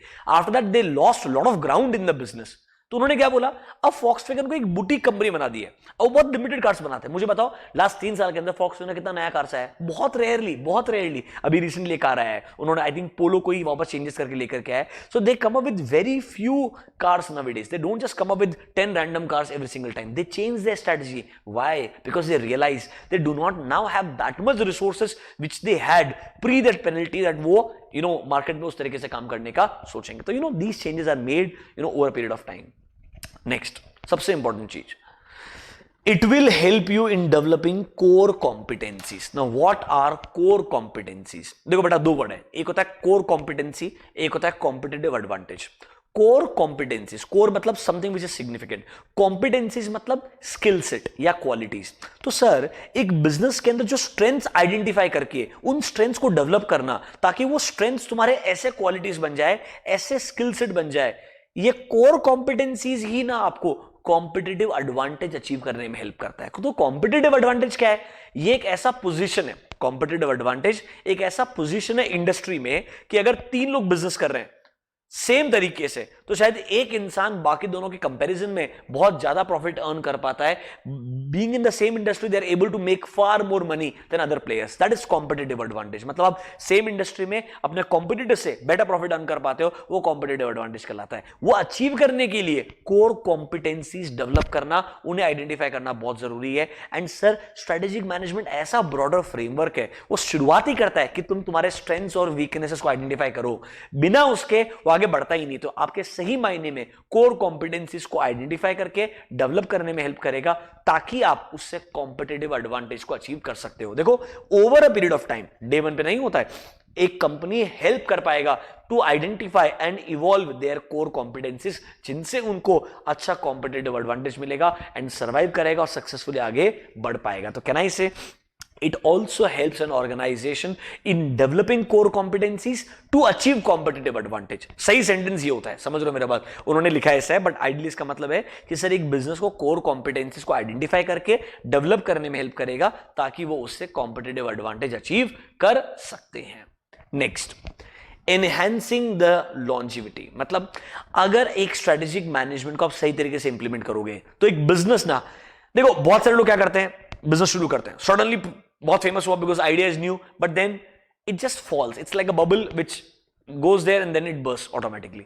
एक business में मजा कब आता है? जब वो लॉन्गर रन के अंदर आराम से, मतलब उसका जो लाइफ टाइम है ना, वो जो lifetime number of years में बढ़ते जाए, मतलब it is something which is going to continue for decades and decades, तब जाके मजा आता है. तो जो लॉन्जिविटी है, लॉन्गर रन जो है वो बिजनेस का, वो एनहांस होता है significantly bye strong strategic management, because आप रेगुलरली अपने गोल्स को इवॉल्व करते जाओगे, विजन को बदलते जाओगे, इसी तरीके से आप आगे ग्रो भी करते जाओगे. देखो it will help you to enhance the longevity of business. मतलब कितने लॉन्ग टर्म तक वो सर्वाइव कर पाएगा, उसके लिए आप एक डायनेमिक एनवायरनमेंट में अच्छे से काम कर पाओगे. बिना स्ट्रेटेजिक मैनेजमेंट के शायद वो पॉसिबल नहीं होगा. Sir it will help the organization to take a clear stand in the related industry and make sure it is just not surviving on the luck. मतलब making profits for a year, for 2, for 3 can be by luck, but if you are making profits for lot of years और over a decade, that is something purely your strategic management can help you in achieving. Do you understand this? That is enhancing the longevity. And एक general point है, provides direction. बिल्कुल logical है. Strategic management आपको आगे कैसे बढ़ना चाहिए, किस अपॉर्चुनिटी को ग्रैब करना चाहिए, किस थ्रेड से अपने आप को डिफेंड करना चाहिए, वो सही डायरेक्शन आपको आइडेंटिफाई करने में हेल्प करेगा. पाथ फाइंडर के बाजू का पॉइंट है ये, अलग से पॉइंट नहीं लिखा तो भी चलेगा. But out of this according to me आपने लॉजिकली ये 4 पॉइंट इजीली आइडेंटिफाई कर लेने चाहिए और लिख लेना चाहिए. पहला वाला था proactive instead of reactive. That should be your importance number 1. Read that point once again. Proactive instead of reactive, that is point number 1. बिल्कुल लॉजिकल है. उसके बाद में pathfinder should be your point number 2. Corporate defense should be your point number 3. 1 2 3 helps in developing core competencies and enhancing the longevity. I would just write down these 5 points from exam point of view, because there's going to be a hardly 5 mark question on a higher side in strategic management. Spend 2 minutes, read the importance once again quickly. I'm sure it's very simple. You will be able to understand this. जल्दी पढ़ो बेटा.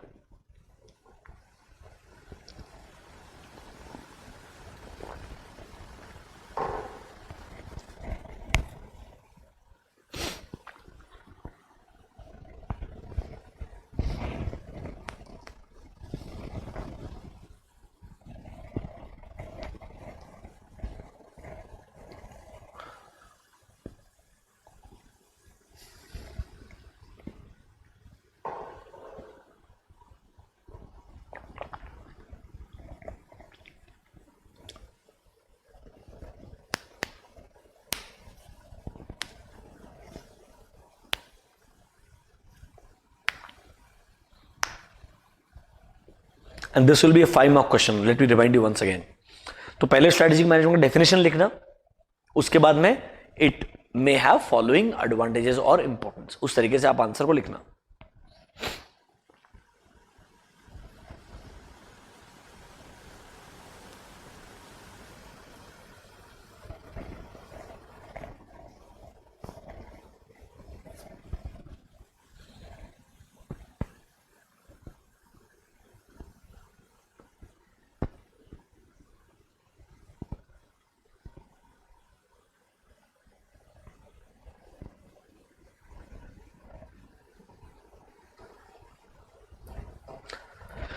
Done? Quickly, so we can proceed to the next one. Let's go to the next one. Limitations of strategic management. ये बहुत ही common question है, बहुत बार पूछा भी जा चुका है. अब मेरे को थोड़ा सा चांस कम लगता है. I believe importance is more important, but इसका मतलब ही नहीं, आप छोड़ दो. लिमिटेशन तो बहुत ही सिंपल है. ये बोलता है स्ट्रेटेजिक मैनेजमेंट कितना भी अच्छा बना लो, पर ये एक बिजनेस के सारे प्रॉब्लम्स को सॉल्व नहीं कर सकता है. क्यों नहीं कर सकता है? सबसे पहला प्रॉब्लम, यार बिजनेस एनवायरनमेंट इतना अनसर्टेन है, इतना अनयूजुअल चेंजेस आ सकता है, इतना अनएंटिसिपेटेड प्रॉब्लम्स आ सकता है कि हर बार आपका बेस्ट पॉसिबल स्ट्रेटेजिक मैनेजमेंट भी उसको सॉल्व करने में हेल्प नहीं कर पाएगा. तो environment is highly complex and turbulent. ये आपको बीसीके में पढ़ाया भी था फाउंडेशन में, chapter number 2, nature of business environment. It was highly dynamic, highly unusual, highly complex in nature. उसमें कुछ ना कुछ चेंजेस रेगुलरली आते ही रहेंगे. स्ट्रेटेजिक मैनेजमेंट भी सारी चीजों को आइडेंटिफाई करके, फोरकास्ट करके, कितना भी रेस्पॉन्सिव बना लो, things can still go down. Like think about this, when Vodafone Idea came together, उनको नहीं लगा था कि उनकी सिचुएशन आज इतनी खराब है, उतनी हो जाएगी कभी भी. They wouldn't have planned this according to me. So you know, sometimes things don't go the way you plan. That's why it is difficult to understand the complex aspects of environment and exactly pinpoint how it will shape up in future. It may still go against your expectation, and that is why strategic management may not help you to solve all problems in the businesses. Next, strategic management is a very time consuming process. Obviously it requires a lot of analysis. आपका current positioning, आपके पूरे industry का analysis, competitors का analysis, strategic alternatives का analysis, फिर उसको pick करना, resource allocate करना. It's a lot of time consuming process, and not just time consuming, it requires huge amount of resources also. It's a very costly process according to me. तो देखो, organizations need to spend a lot of time in preparing, communicating the strategies, ताकि उनका day to day जो operations है उसके ऊपर negative impact तो obviously आ ही सकता है. And sir, it's a costly process. Obviously you need to hire right experts जिनको इंडस्ट्री नॉलेज रहे, उनको अलग अलग स्ट्रेटेजीज का अच्छा एक्सपीरियंस होना चाहिए, तब जाके वो अच्छा स्ट्रेटेजी को इंप्लीमेंट कर पाएंगे. तो yes, it can be very costly process also. It will have lot of expenses involved and that can be very difficult for companies. तो स्मॉल एंड मीडियम एंटरप्राइजेस के लिए जिनके पास लिमिटेड रिसोर्सेज हैं, शायद उनके लिए सूटेबल ही नहीं है स्ट्रेटेजिक मैनेजमेंट के बारे में सोचना. नेक्स्ट, लास्ट चीज जो सबसे important limitation according to me, sir अब कितना भी अच्छा स्ट्रेटेजिक मैनेजमेंट लगा लो, आपका कॉम्पिटिटर कैसे रेस्पॉन्ड करेगा ये प्रिडिक्ट करना बहुत मुश्किल है. Like for example, 1 year back no one predicted that Reliance only by selling stake in Jio will raise such a huge amount of money. People did not understand that actually में इस level का valuation हो सकता है. अभी भी बहुत सारे लोगों को लगता है ये एक्सट्रीमली ओवर वैल्यूड है, but I will tell you what one thing now. Because of lot of reports what I'm reading and lot of businesses how they're turning out to be, I believe it's going to be definitely a strong FANG stock of India. मतलब India का FANG का पहला stock मिल गया, मतलब जो Facebook, Amazon, Apple वाला जो है ना FANG in US.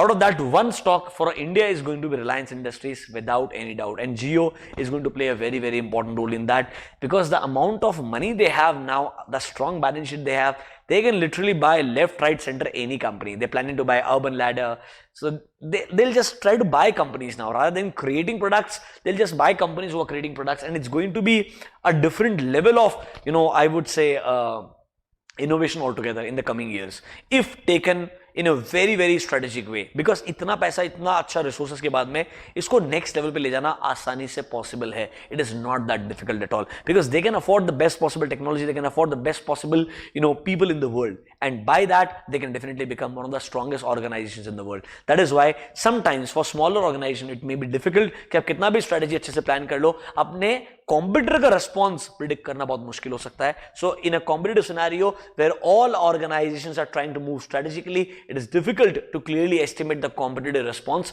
To a firm strategy. आप एक स्ट्रेटेजी को अप्लाई करोगे, कॉम्पिटिटर कैसे रिस्पॉन्ड करता है प्रिडिक्ट करना आसान नहीं होता है हमेशा. That is one of the biggest limitation. So basic 4 limitation है, और 4 मार्क के लिए ये क्वेश्चन पूछा गया है या 5 मार्क के लिए पूछा गया है. 5 मार्क के लिए तो भी डेफिनेशन लिखने का, और ये लिमिटेशन से 4 के 4 ही रहेंगे.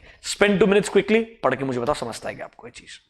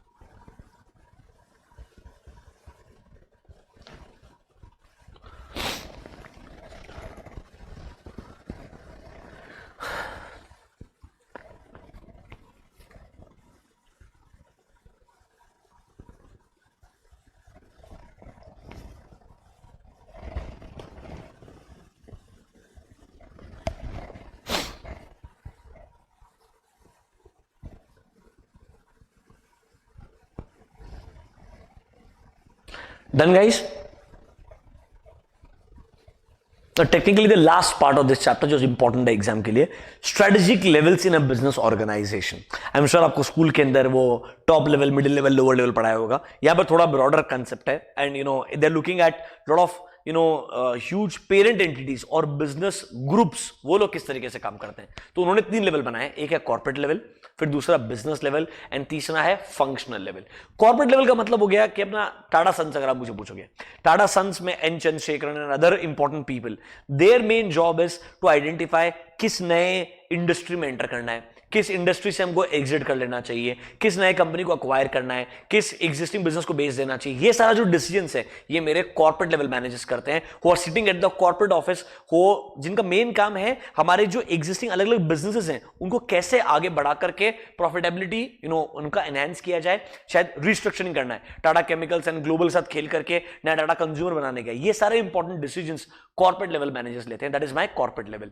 Then we have divisional level और बिजनेस लेवल्स. मतलब फॉर एग्जांपल टाटा मोटर्स हमारे लिए एक इंडिविजुअल बिजनेस है, टाटा स्टील एक अलग बिजनेस है हमारे पास में, फिर टाटा के अलग अलग, टीसीएस एक अलग एंटिटी हो गया. तो ये अलग अलग बिजनेसेस के लिए जो मेरे टॉप लेवल लोग रहेंगे वो मेरे लिए बिजनेस लेवल मैनेजर्स कहलाएंगे. And then under them, under every company we will have important functions, like for example purchase function हो गया, सेल्स फंक्शन हो गया, मैन्युफैक्चरिंग फंक्शन बोल सकते हो आप, रिसर्च एंड डेवलपमेंट फंक्शन बोल सकते हो आप, एचआर फंक्शन बोल सकते हो. तो इन अलग अलग फंक्शंस के लिए हमारे पास जो मैनेजर्स होते हैं वो कहलाते हैं functional level managers. So we technically have 3 levels: corporate level, business level and functional level. Let's start with the first one, that is your corporate level managers.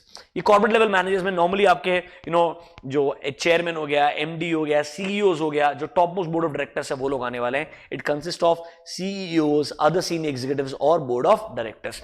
They occupy the apex of decision making. मतलब उस organisation में top level पे वही बैठने वाले हैं जो भी इंपॉर्टेंट डिसीजंस है, जैसे कौन सा बिजनेस अक्वायर करना है, क्या बिजनेस के पार्ट बेचना है, कितना रिसोर्सेस किस पर्टिकुलर बिजनेस में एलोकेट करना है, कहां हमको अपने शेयर्स को बायबैक करके मार्केट के अंदर और स्ट्रॉन्ग पोजीशन दिखाना है. ये सारे इंपॉर्टेंट जो डिसीजंस है वो कॉर्पोरेट लेवल मैनेजर्स लेते हैं. देखो जरा ध्यान से, besides overseeing the resource allocation, सिर्फ रिसोर्स एलोकेशन ही नहीं, उसके अलावा डाइवेस्टमेंट को मैनेज करना, किस बिजनेस को अक्वायर करना, ये सारा डिसीजन कॉर्पोरेट लेवल मैनेजर लेते हैं. रादर कॉर्पोरेट लेवल मैनेजर एक लिंक क्रिएट करते हैं बिजनेस और बिजनेस ओनर्स के ऊपर, मतलब जो टाटा ग्रुप के ओनर्स हैं उनको डायरेक्टली बिजनेसेस के साथ में लिंक क्रिएट करने का भी रोल कॉर्पोरेट लेवल मैनेजर्स का, that is that they are the people who oversee the strategic development of a firm and those who own it, मतलब जो रन करते हैं बिजनेस लेवल मैनेजर एंड जो own करते हैं उनको लिंक करके कनेक्ट करने का काम मेरे कॉर्पोरेट लेवल मैनेजर्स का होता है. Sir they are the guardians of share holders welfare. We understand this. Look at the role, same चीज,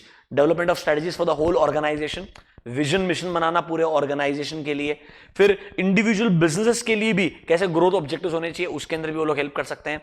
determining what businesses we should be in, allocation of resources, strategies create करना ताकि individual businesses grow कर पाए and sir सही लोगों को लेकर के आना अलग अलग बिजनेसेस के लिए. लाइक फॉर एग्जांपल टीसीएस के लिए सीईओ को बदलना, टाटा मोटर्स के लिए सीईओ को बदलना, ये भी इंपॉर्टेंट रोल मेरे कॉर्पोरेट लेवल मैनेजर्स का ही रहेगा. तो एक काम करो, spend 2 minutes, read about corporate level managers. सबसे ज्यादा कंटेंट इनके बारे में ही लिखा है एंड बिजनेस लेवल मैनेजर के बारे में बहुत कम कंटेंट लिखा है. तो sir exam point of view से भी corporate level and functional level ज्यादा इंपॉर्टेंट है in comparison to business level. Real life में all are equally important according to me.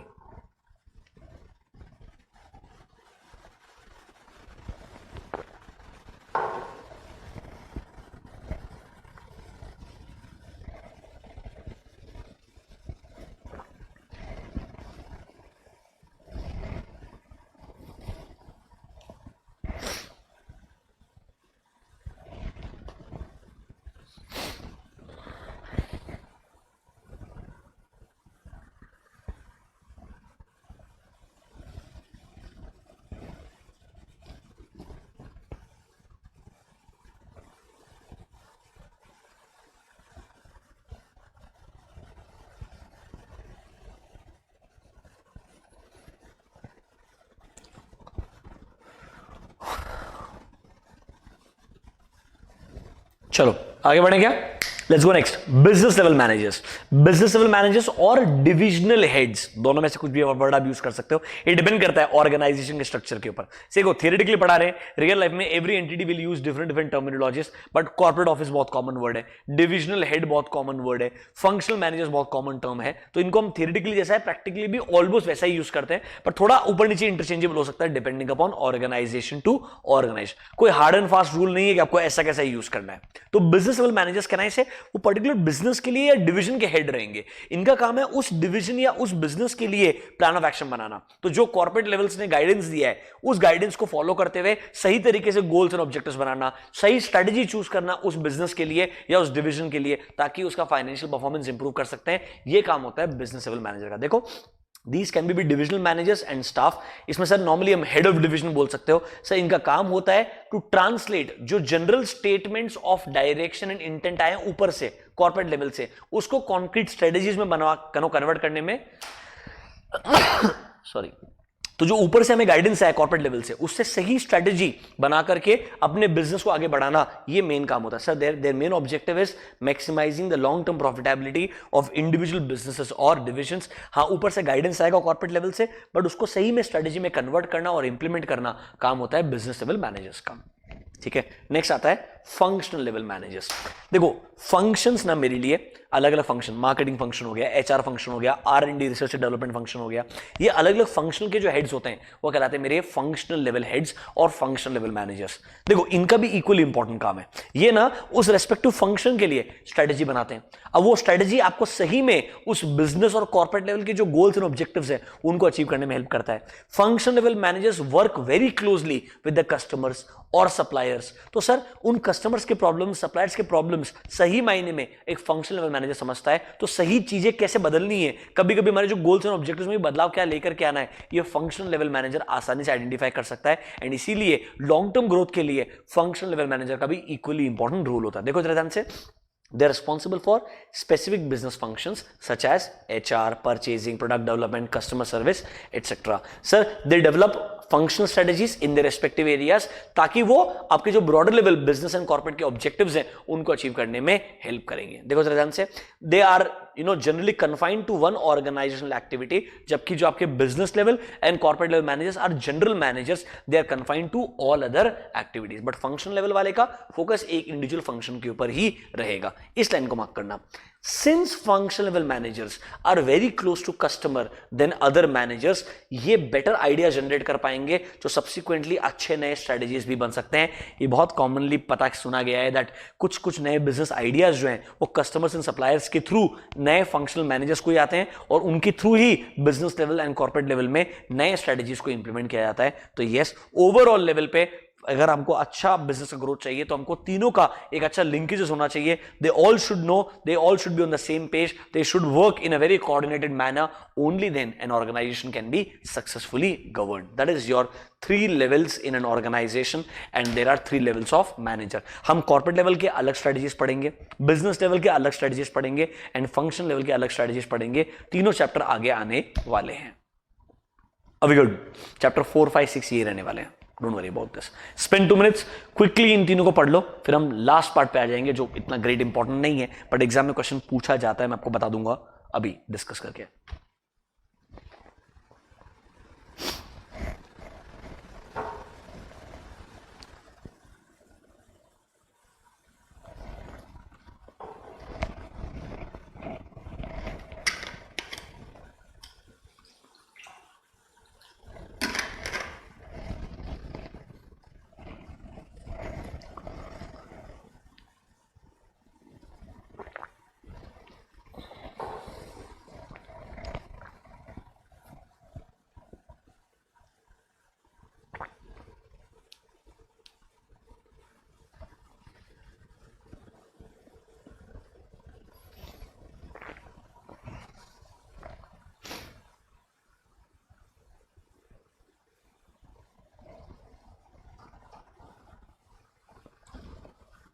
Done guys. अब देखो लास्ट चीज है strategic management in case of non profit organizations, मतलब role of strategic management in case of educational institutions, in case of government departments, in case of hospitals and medical institutions. तो sir इनमें अलग अलग headings दिए। Educational institutions के लिए क्या फायदा है, इन्होंने देखो जनरल कंटेंट लिखा होगा। एजुकेशनल इंस्टीट्यूशन क्या होता है, मैं आपको क्वेश्चन दिखाता हूं, शायद आपको समझ में आएगा, प्लीज आपको बेटर अंडरस्टैंडिंग भी आएगा। देखो नवंबर 19 का पेपर है, क्वेश्चन नंबर 6 कंपल्सरी एक केस स्टडी बेस्ड क्वेश्चन था, मतलब दिस वाज बेसिकली एमसीक्यू के बाद में पहला क्वेश्चन था, ये कंपल्सरी क्वेश्चन है। So question number 6 is compulsory. बचे हुए 4 क्वेश्चन में से कोई भी 3 पिक करने थे, ठीक है। Look at the first question, strategic management concepts are useful for educational institutions, explain with reasons. अब तुम एक बार आंसर पढ़ के देखो, मतलब ये ना, अब ये बीकॉम लेवल आंसर है, यहां तेरा जो अंडरस्टैंडिंग है तो उसके हिसाब से कुछ भी लिख के आ, मतलब कुछ भी। But education is a noble profession. Education institutions are normally not profit organizations. They managed by trust and societies. ठीक है, तो कमर्शियल नेचर नहीं होता है। सो उनका फायदा क्या है, अगर हम चाहते हैं बेटर नाम मिले, रिकग्निशन मिले, तो हम स्ट्रेटेजिक मैनेजमेंट का इस्तेमाल करेंगे। बेटर स्ट्रेटेजीज आए ताकि हमको नए स्टूडेंट्स अच्छे से अट्रैक्ट कर पाएंगे, क्वालिटी ऑफ टीचिंग रिटेन कर पाएंगे, नर्चरिंग। अब इस चीज को तुम याद नहीं कर सकते हो ना कुछ पढ़ा सकते हो यार, ये जनरल कंटेंट है। तो जो स्ट्रेटेजिक मैनेजमेंट है ना उसके बारे में कुछ लिखेगा ही नहीं, बस ये बताएगा तेरे को एजुकेशनल इंस्टीट्यूशन क्या होता है, उसके नॉर्म। तो हर इंस्टीट्यूशन के ऊपर तो उसका मतलब लिख देना, मेडिकल इंस्टीट्यूशंस क्या होते हैं, उनके ऑब्जेक्टिव्स क्या हैं, जनरल कुछ भी मेंशन कर देना। This is like a BCom category question. Yes, ऐसे क्वेश्चन पूछे जाते हैं चैप्टर 1 से, मैं आपको बता रहा हूं, प्रिपेयर्ड रहना। ये रिसेंटली आया है, तो अब मेरे को लगता है शायद आने वाले 2-3 अटेम्प्ट के अंदर ऐसा क्वेश्चन ना आए। आने वाले 2-3 अटेम्प्ट के अंदर may be there can be a question on strategy, there can be a question on strategic levels, a question on strategic management. That can be still a more common question than strategic management in case of non profit organisations. But prepared रहना चाहिए मेरे हिसाब से। Education वाला आ चुका है तो prepared रहो mentally from exam point of view. There can be a question either on medical institutes और गवर्नमेंट एजेंसीज और डिपार्टमेंट्स। बहुत ही बीकॉम लेवल कंटेंट लिखा हुआ है, एक बार रीड कर लेना। ऐसी चीजों को मैं बोलूंगा एग्जाम के एक दिन पहले जब आप जाने वाले हो तब आपने पढ़ना चाहिए, ताकि इसमें से कुछ आपको याद रहेगा और आप नॉर्मल चीज लिख करके आ सकते हो। ये बिल्कुल बेसिक है अकॉर्डिंग टू मी, इसमें कुछ दिमाग लगाने की जरूरत नहीं है। समझाएगा आपको मेरा बात। This marks the end of chapter number 1. Let me show you what questions they have asked recently. देखो May 19, November 19 दो ही ऐसे अटेम्प्ट हुए हैं जहां पे 30-70 का फॉर्मेट फॉलो किया गया है। तो सर उन दोनों अटेम्प्ट के कुछ क्वेश्चंस को देखते हैं। मैंने एक तो आपको दिखा भी दिया, नवंबर 19 में तो एक ही क्वेश्चन पूछा गया 5 मार्क का, और देखो पहला क्वेश्चन यही है। So question number 6 is compulsory.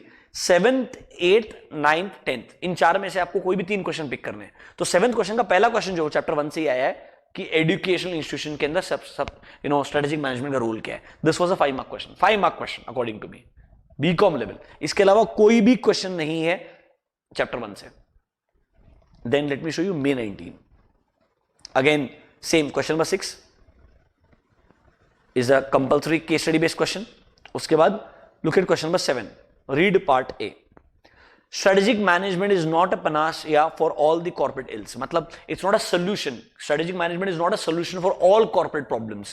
It has its own pitfalls which can't counter all hindrances and always achieve success. मतलब इसके खुद अपने problems है, मतलब आपको limitations लिखने हैं strategic management के क्या क्या problems हो सकते हैं। देखो सेम कॉपी करेगा, हाँ ऐसा है, हम अग्री करते हैं, क्या क्या limitations है, पढ़ के देखो चारों limitation मैच होते हैं क्या।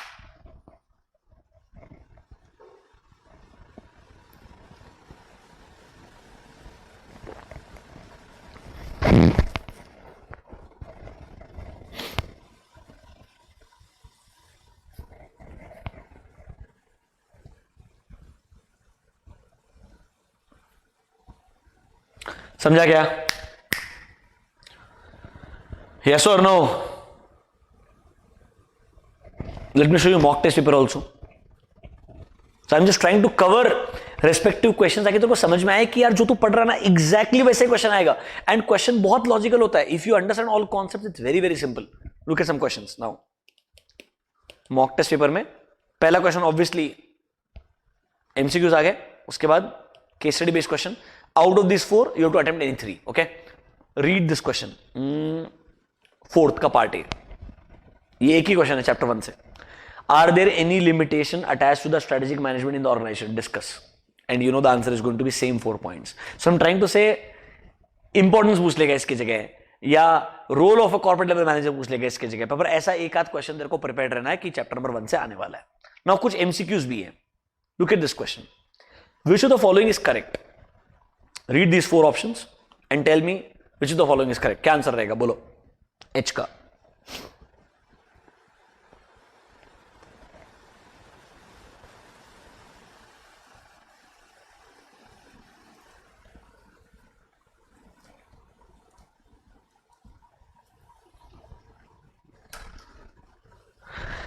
Perfect. Strategy is not always perfect, flawless and optimal. तो परफेक्ट वो एक स्टेटमेंट पकड़ लेगा। मॉड्यूल में जो है मैंने जो समराइज करके दिया है, मैं तेरे को बता रहा हूं, उधर से ही कुछ पिक करते करते क्वेश्चन बना लेगा वो। बी आंसर है बिल्कुल, बाकी सब लॉजिकल है। चल रीड क्वेश्चन नंबर जी। रीड क्वेश्चन नंबर जी, ये भी चैप्टर 1 से है।